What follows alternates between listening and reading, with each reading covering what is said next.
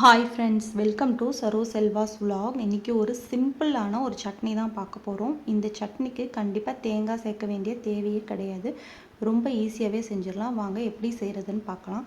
ஒரு பேனில் 2 table spoon அளவுக்கு எண்ணெய் சேர்த்துக்கோங்க. எண்ணெய் நல்லா சூடாகலும் உங்களோட காரத்துக்கு ஏற்ற மாதிரி வரமிளகாய் சேர்த்துக்கோங்க. இன்றைக்கி நான் 3 வரமிளகாய் சேர்த்துருக்கேன். இதை நல்லா எண்ணெயில் நல்லா வதக்கி விடுங்க. கருகிடக்கூடாது. ஒரு மாதிரி லைட்டாக புஷ்ஷுன்னு வரும். அந்த ஸ்டேஜில் இது நீங்கள் தனியாக எடுத்து வச்சுருங்க.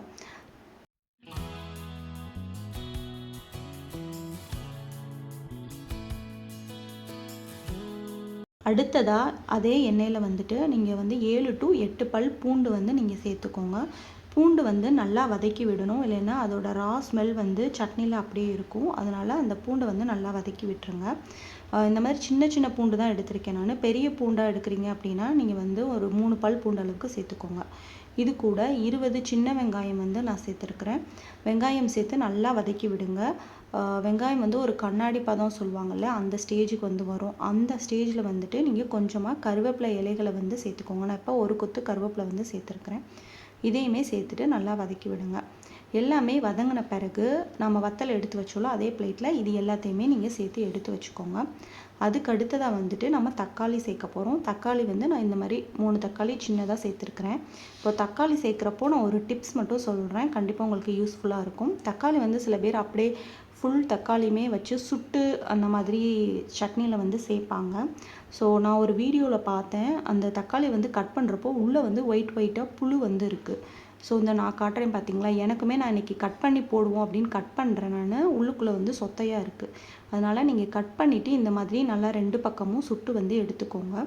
தக்காளி நல்லா சுருங்கி வரும், அந்த தோல் எல்லாமே. அந்த ஸ்டேஜில் நீங்கள் ஸ்டவ் ஆஃப் பண்ணிடுங்க.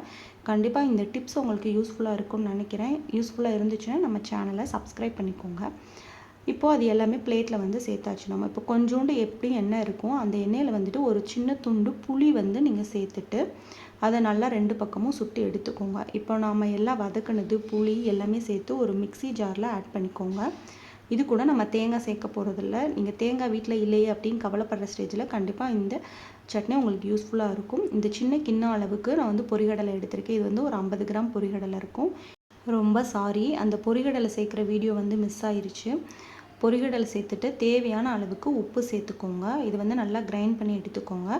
உங்களுக்கு சட்னி எந்த அளவுக்கு தண்ணியாக இருக்கணும் நீங்கள் விரும்புகிறீங்களோ அந்த அளவுக்கு நீங்கள் தண்ணி சேர்த்துக்கலாம்.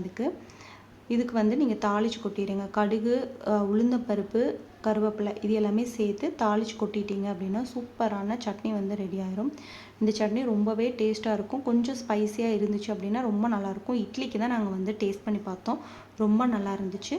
ஸோ நீங்களுமே ட்ரை பண்ணி பாருங்கள். இந்த வீடியோ உங்களுக்கு பிடிச்சிருந்துச்சுன்னா மறக்காமல் சேனலை சப்ஸ்கிரைப் பண்ணுங்கள், லைக் பண்ணுங்கள். தேங்க்யூ.